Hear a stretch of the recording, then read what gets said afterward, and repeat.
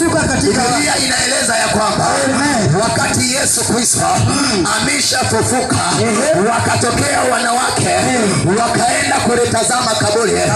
Walipofika pale, akatokea malaika akawaambia hivi, mnayemtafuta ni nani? Akawaambia, najua mnayemtafuta. Habari njema ni hii, mwanaume hayuko hapa.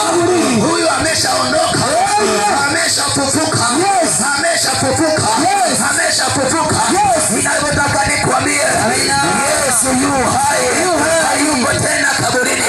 Kuna mitume wengi wamekufa, kuna manabii wengi wamekufa, mifupa yao hata sasa ipo kaburini, lakini mfupa wa Yesu haupo kaburini, upo mbinguni. Yesu Kristo yupo hai. Hiyo nguvu tunaitegemea, hiyo nguvu tunaitegemea. Ameleta nguvu, ameleta uweza, ameleta mamlaka, ameleta mamlaka. Kuna wengine wananiangalia sema, huyu kijana anajitambia nini?